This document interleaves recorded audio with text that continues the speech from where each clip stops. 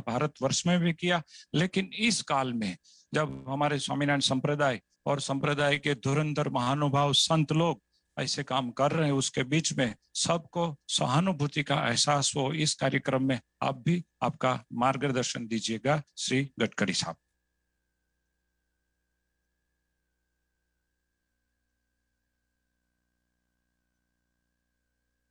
इस कार्यक्रम में आप भी आपका मार्गदर्शन दीजिएगा श्री गडकरी साहब। नमस्कार। राजाधिराज भगवान श्री स्वामीनारायण महाराज, परम पूज्य गुरुजी श्री ज्ञानजीवन दास जी स्वामी, देश विदेश में स्थित सर्व संतगण एवं भक्तगण और उपस्थित सभी भाई और बहनों, ये मेरा परम भाग्य है कि आदरणीय स्वामी जी का, साधु संतों का आशीर्वाद ग्रहण करने का मौका इस कार्यक्रम के निमित्त मुझे मिला है। मैं निश्चित रूप से समाज के लिए समर्पित भाव से काम करने वाले हमारे संप्रदाय के सभी स्वामी जी को, संतों को हाथ जोड़कर नमन करता हूँ और विशेष रूप से आज के कठिन स्थिति में हमें कार्य करने का मनोबल बढ़ाने का आशीर्वाद वो दे, ऐसी उनकी चरणों में प्रार्थना करता हूँ। हम एक कठिन समय से गुजर रहे हैं। ये समय, ये संकट, ये केवल हमारे देश के ऊपर आया ऐसा नहीं है, तो ये संकट पूरे विश्व पर आया है और हमारी भी ये बहुत बड़ी परीक्षा है कि इस संकट पर हम कैसे मात करेंगे। एक अच्छे राजनीतिक नेता के जीवन की एक किताब मैंने पढ़ी थी, उसमें उन्होंने एक बहुत सुंदर वाक्य लिखा था। उन्होंने कहा था कि the man is not finish when he is defeated, but he is finish when he quits.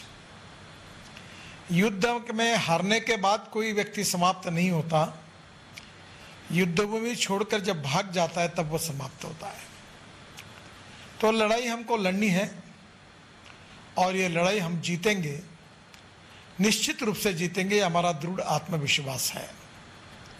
और इसलिए आज इस संकट के समय में सबसे इम्पोर्टेंट चीज़ अगर कोई है, जो स्वामी जी के प्रवचन में भी वो बात आई है, वो है कि पॉजिटिविटी और आत्मविश्वास, ये दोनों बातें बहुत आवश्यक हैं।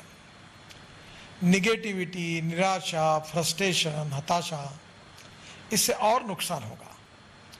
और इसलिए सबसे पहली बात यह है कि पॉजिटिविटी, सकारात्मकता और उसके साथ सेल्फ कॉन्फिडेंस, आत्मविश्वास, इन दो बातों से हमें सबको इस समस्या का सामना करके इस लड़ाई से लड़ते हुए हमको आगे जीतना है। और इसलिए इस जीत हासिल करने के लिए हमारा मनोबल, हमारा स्वभाव, हमारा आत्मविश्वास, ये बहुत शक्तिशाली रहना चाहिए।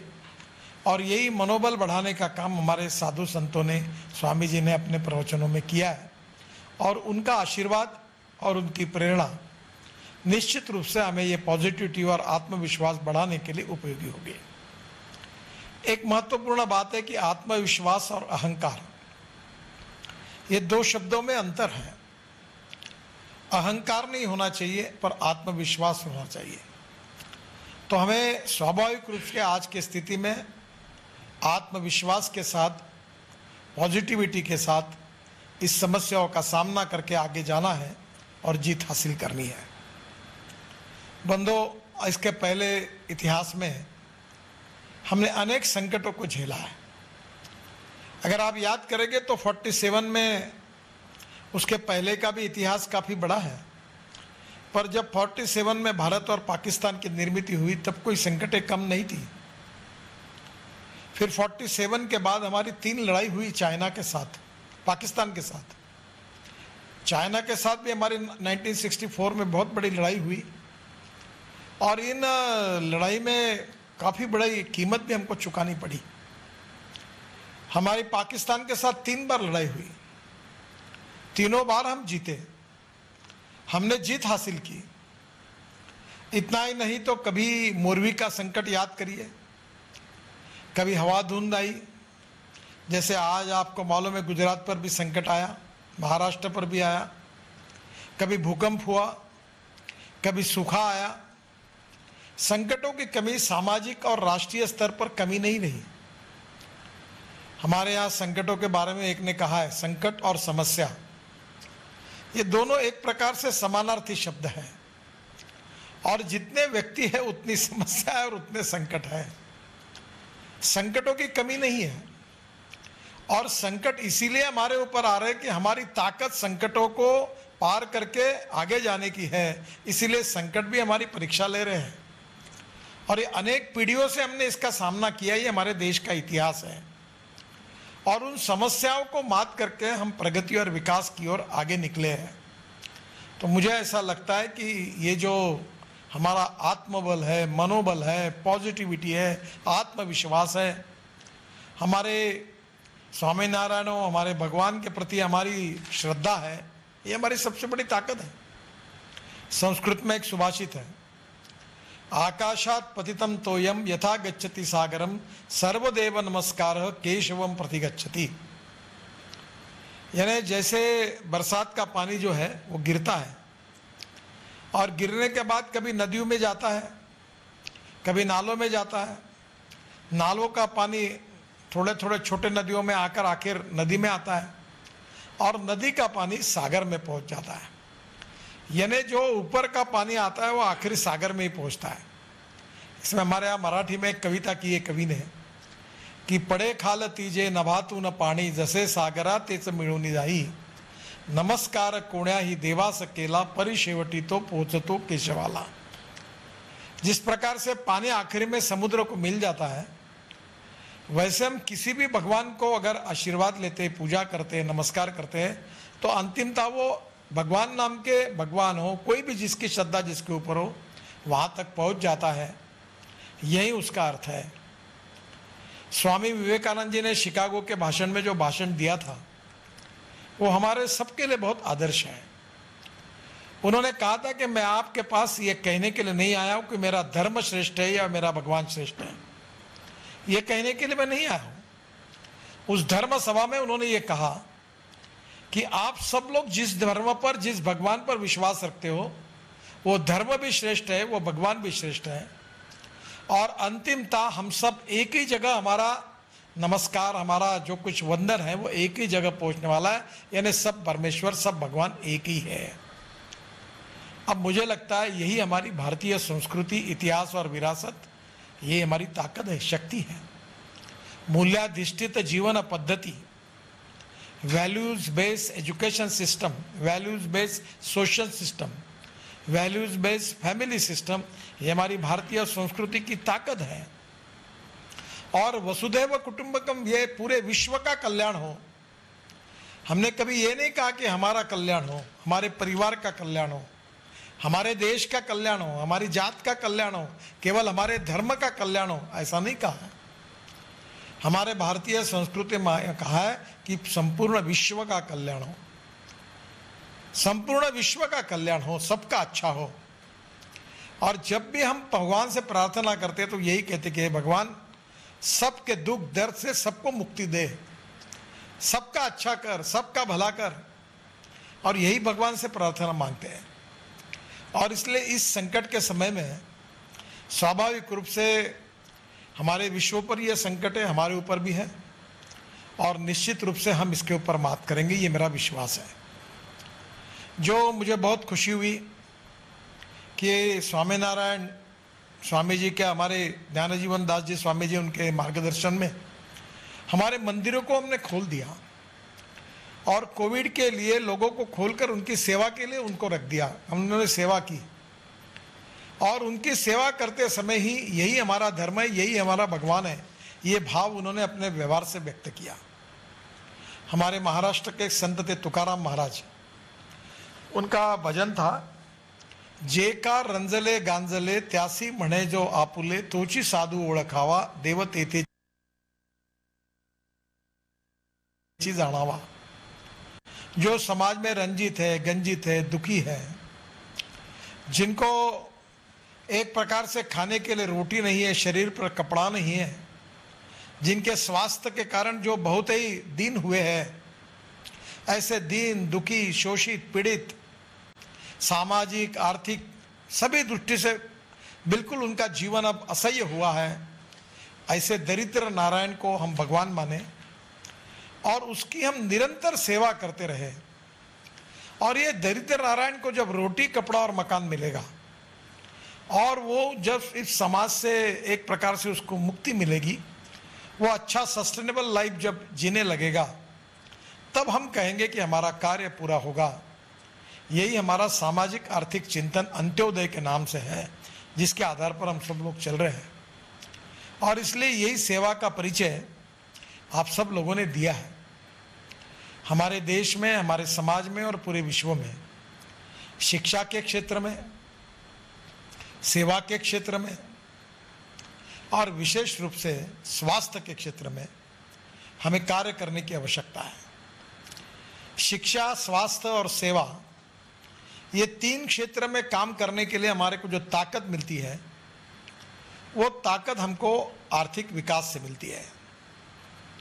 और इसलिए हमें, चाहे हमारी कृषि हो, चाहे हमारी उद्योग हो, इससे हमारी प्रगति और विकास की ओर हमको जाना है।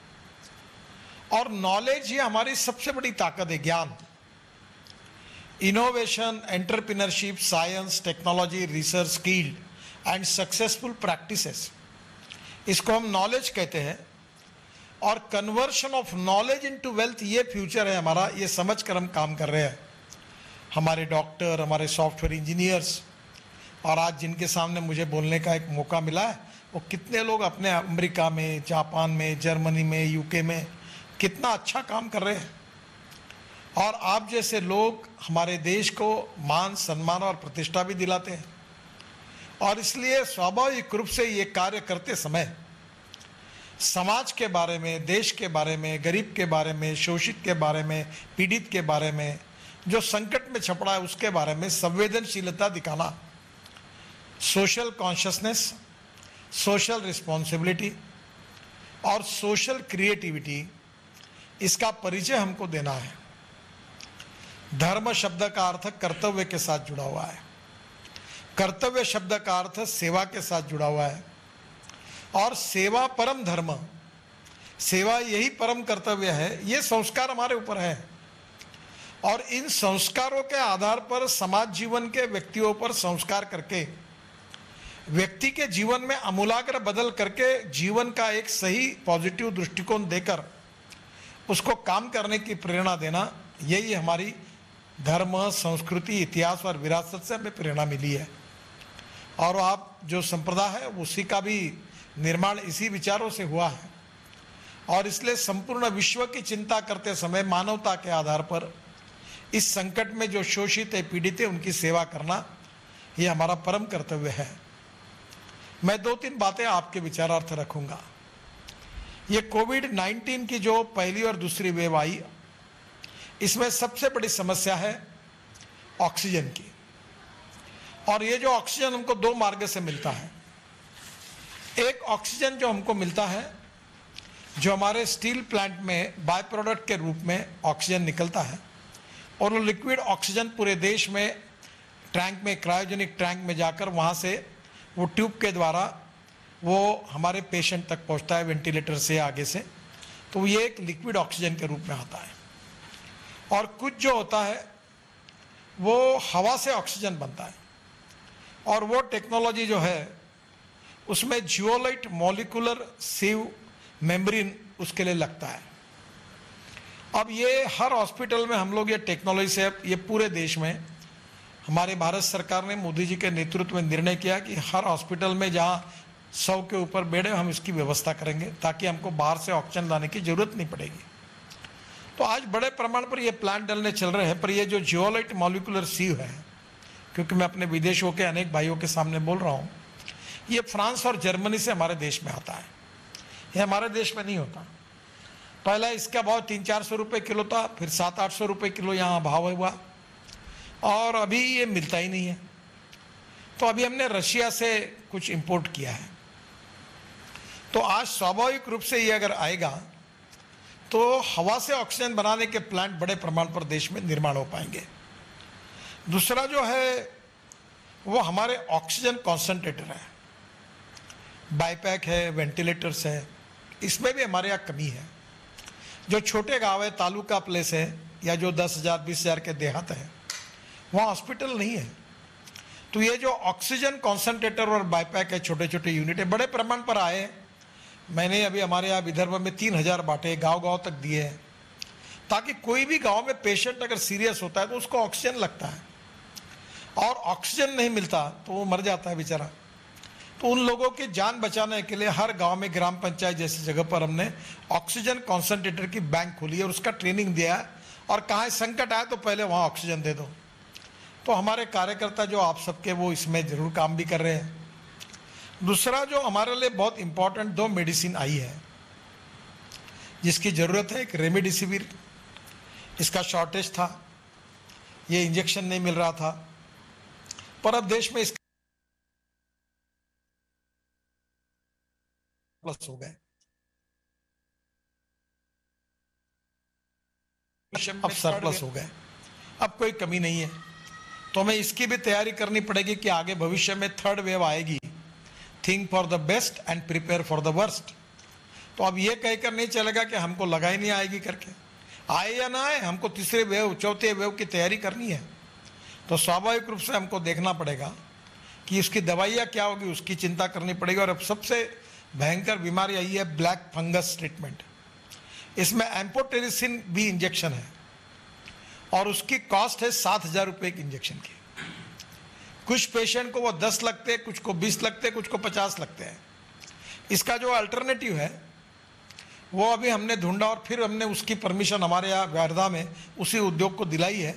और कल ही मैंने अपने बड़ौदा से 1 किलो, वो बहुत कठिन है वो दवाई मिलाना, वो 3 जगह प्रोसेस करनी पड़ती है, बहुत कठिनाइयाँ है, पर वो लाई। अब अभी 3 किलो दवाई लाई और हम लोग उसको 1,600 रुपये में एक इंजेक्शन तैयार करके 30 तारीख तक 50-60 हज़ार इंजेक्शन बाजार में देंगे। और अब रॉ मटेरियल नहीं मिल रहा इसका, सब गुजरात में ही बनता है, बड़ौदा में और अहमदाबाद में। तो अब ये रॉ मटेरियल के लिए मैंने भी 1-1 किलो 1-1 से मांग के लाया। अब ये जो दूसरा रॉ मटेरियल है वो 25 लाख किलो, ये 7 लाख रुपए किलो मिला। तो मैंने आज उसको कहा कि ये भी तुम 5 किलो खरीद लो, क्योंकि वो इंजेक्शन फिर 7,000 रुपये का जाएगा। तो आखिर करे क्या, किसी की आंखें जा रही है। महाराष्ट्र में 405,000 पेशेंट है, और ये जो कोविड है उसका जो साइड इफेक्ट है फंगस पर, आंखों पर, दांत पर, अनेक अवयव पर हो रहा है, और जिससे ये नया फंगस की ये बीमारियां फैल रही है, इसका मुकाबला करना पड़ेगा। हमारे यहाँ रोज के ऑपरेशंस हमने करके डॉक्टरों के पास, आंखों के डॉक्टर, दांत के डॉक्टर लगातार बड़े प्रमाण पर 25, 30, 40 ऑपरेशन रोज कर रहे हैं और लोगों की जान बचा रहे हैं। जहाँ हमको दवाई नहीं मिलती तो कोई अंधे हो गए। तो स्वाभाविक रूप से इस संकट में ये दोनों दवाइयों का एक बहुत बड़ा इंपॉर्टेंस है। तीसरी बात, स्वामी जी के चरणों में मैं प्रार्थना करूंगा कि इस समय एक बड़ी विचित्र समस्या आई कि हमारी जो मोक्ष धाम थे, स्मशान भूमियां थी, उसमें लकड़ी खत्म हो गई, क्योंकि मरने वाले लोगों की संख्या बढ़ी। अब प्रश्न ऐसा है कि हमारे यहाँ दाह संस्कार करने के लिए लकड़ी से होता है, पर मैं ये मानता हूं कि विज्ञान, आधुनिकीकरण और पाश्चात्यीकरण 2 शब्दों में फर्क है। हम वेस्टर्नाइजेशन, पाश्चात्यीकरण के खिलाफ है, हम आधुनिकीकरण, मॉडर्नाइजेशन के खिलाफ नहीं है। और हमारा धर्म प्रगति और विकास के साथ समय पर, समयानुरूप, युगानुकूल हम बदलते रहे हैं। स्पिरिट नहीं बदला है कभी, पर उसके आज जैसे टेक्नोलॉजी का उपयोग करके आपने प्रवचन दिया, यही बात 10 साल पहले होती तो शायद कोई हंसता कि ये कैसे संभव होगा, क्योंकि आज टेक्नोलॉजी के कारण ये हुआ है। तो मेरा आपसे अनुरोध है, केवल विचारार्थ है, मैं शायद सही हूँ कि झूठ हूँ मुझे पता नहीं, मैं अपना सुझाव रखता हूँ, इसमें किसी का दुखाने की मेरी इच्छा नहीं है। एक व्यक्ति को लकड़ी से जब उसका अंत्य संस्कार होता है तो 2600 रुपये खर्चा आता है, और जब उसको इलेक्ट्रिक से जलाया जाता है तो वो 700 रुपये खर्चा आता है। फिर एक व्यक्ति को अगर एलपीजी से जलाया जाता है, गैस से, तो उसका खर्चा 1100 तक आता है, और उसको डीजल से जलाए तो 1400 तक आता है।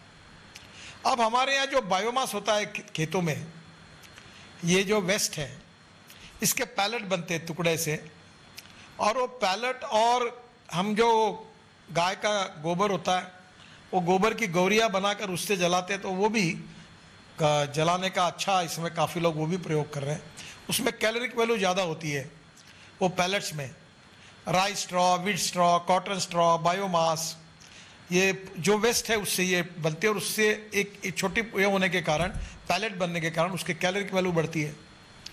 तो थोड़ा सा हमारे धार्मिक पद्धतियों में हमारे ये अंत्य संस्कार की पद्धति के कभी नहीं आई, पर ये संकट आया था। इसमें मेरा आपसे कहना है कि एक व्यक्ति जब जलता है तो एक पेड़ जलता है। हम पर्यावरण का भी रक्षा करना चाहते हैं, तो स्वामी जी आप सब संत लोग विचार करके विज्ञान, तंत्र विज्ञान के आधार पर अपने धर्म के विचारों के साथ कॉम्प्रोमाइज़ न करते हुए इन सब पर्याय के बारे में भी सोचकर समाज के सामने आप उसका उचित मार्गदर्शन करें, यही मेरी आपसे प्रार्थना है। और एक कमी मुझे ध्यान में आई कि हमारे प्रदेशों में वेंटिलेटर या ऑक्सीजन देने वाली एम्बुलेंस की कमी है। जो तालुका प्लेस है, उससे छोटे गांव है, नगर परिषद के क्षेत्र है, 10,000 5,000 के देहात है, वहाँ परिस्थिति बहुत खराब है। वहाँ एक ऑक्सीजन कॉन्सेंट्रेटर की बैंक और दूसरा एम्बुलेंस, दो की व्यवस्था करना बहुत आवश्यक है। हमारी जो स्वास्थ्य विषयक सुविधा है वो सरकार की ओर से अनेक योजनाएं करके हम उसको मजबूत करने की कोशिश कर रहे हैं, बेड की संख्या बढ़ा रहे हैं।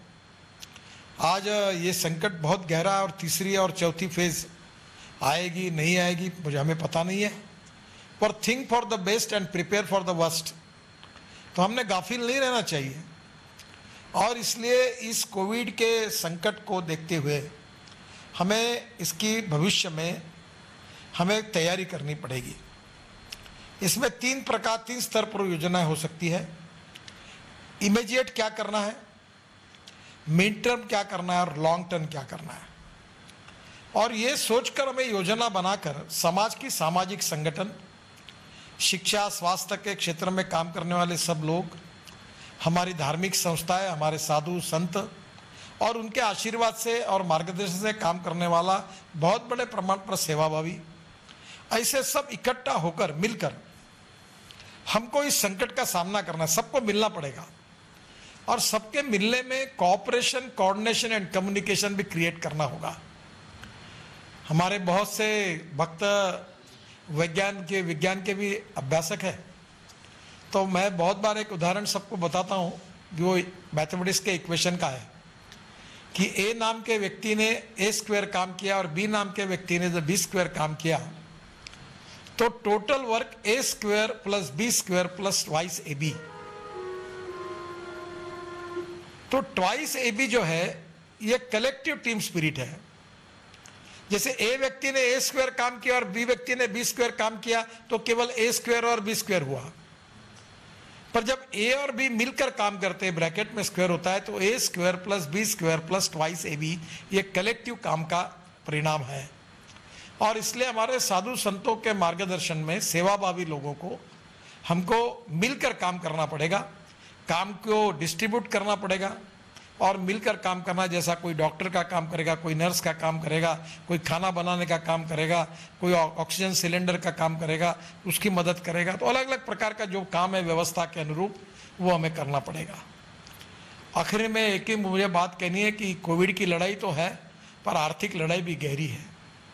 उद्योग व्यापार बंद है, बहुत लोग दुखी है, रोजगार चला गया है। विशेष रूप से स्वामी जी मैं आपसे अनुरोध करूंगा कि मैंने ऐसे कुछ परिवार देखे कि पति पत्नी चले गए, छोटे बच्चे अनाथ हो गए, कहीं घर में सब चले गए और बूढ़े 2 लोग रह गए, कई घर में एक बूढ़ा व्यक्ति रह गया। तो कोविड संकट के कारण जो अनाथ हुए हैं, छोटे बालक हो, कहीं डिलीवरी हुई, मां मर गई और लड़का आ गया, तो ये अनाथों की संख्या भी बहुत बड़ी है। जो दिव्यांग लोग हैं उनकी भी समस्या बहुत कठिन है, और बेरोजगारी के कारण जो लोग आज खाने के लिए मोहताज है उनकी भी संख्या बहुत बड़ी है। हम अक्सर एक बात कहते हैं कि मनसा सततम स्मरणीयम, वचसा सततम वदनीयम, लोकहितम मम करणीयम। हम इन सब दरिद्र नारायणों के अलग अलग प्रकार के सेवा करने की प्रेरणा आपने दी है, हमें उन लोगों तक पहुंचना पड़ेगा कि जो सही में भूखे हैं, शोषित है, पीड़ित है, दिव्यांग है, अनाथ है, और उनके तब हमारी यंत्रणा पहुंचानी पड़ेगी। दूसरी बात, इस पूरे संकट में, संघर्ष में हमारे पुलिस वाले, हमारे डॉक्टर, हमारी नर्सेस, हमारे पैरामेडिकल फोर्सेस, सुरक्षा रक्षक, सब लोग बेचारे रात दिन काम कर रहे हैं अपने जान की जोखिम लगाकर। उनकी भी हमें सेवा करनी पड़ेगी, उनकी भी चिंता करनी पड़ेगी। और एक बात मैं आखिर में 3 बातें आपको कहूँगा। मुझे अटल बिहारी वाजपेयी की एक कविता याद आती है। अटल जी ने कहा था, कदम से कदम मिलाकर चलना होगा। दूसरी एक प्रसिद्ध हिंदी के कवि है, उनकी कविता थी कि कोशिश करने वालों की कभी हार नहीं होती। जो लगातार संघर्ष करते हैं, डरते नहीं है, आत्मविश्वास के साथ, पॉजिटिविटी के साथ आगे ही बढ़ते रहते हैं, चाहे कितना भी बड़ा संकट हो, उनकी हिम्मत उनको आगे ले जाती है, वो आखिर जीतते हैं। जो कोशिश करते हैं उनकी जीत होती है, जो हमारी होगी। हम कोविड पर जीतेंगे। और तीसरी बात जो हमारी पॉजिटिविटी और आत्मविश्वास को दर्शाती है, हम होंगे कामयाब, हम यशस्वी होंगे, हम लोगों की जान बचाएंगे, लोगों की सेवा करेंगे, हम कोविड पर मात करेंगे, आर्थिक स्थिति पर मात करेंगे, दोनों लड़ाई जीतेंगे और हमारे देश को आत्मनिर्भर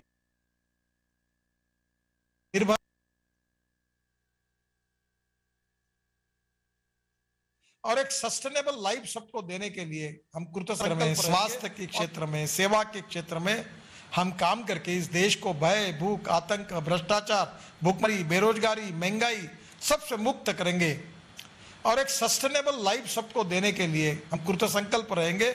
और उसके लिए हमारे भारतीय संस्कृति, इतिहास, विरासत, हमारा धर्म, हमारा पूरे विश्व का कल्याण है जो भावना रख रहे हैं, उसमें हमारे भारतीय संस्कृति, इतिहास, विरासत, हमारा धर्म, हमारा साहित्य, हमारी विरासत, हमारी प्रेरणा, स्वामीनारायण जैसे संप्रदाय में जो विचार हमको मिले हैं, ऐसे सभी विचारों के आधार पर हम फिर से गुणात्मक परिवर्तन करके हम इस समाज को सुखी, समृद्ध, संपन्न, शक्तिशाली बनाएंगे, भय, भूख, आतंक, भ्रष्टाचार से मुक्त बनाएंगे और सुखी और एक संस्कारी समाज जीवन को निर्माण करने का जो यज्ञ चल रहा है, अनेक हमारे साधु संतों ने जिसके लिए अपना जीवन समर्पित किया है, वो उद्दिष्ट हम पूरा करके रहेंगे।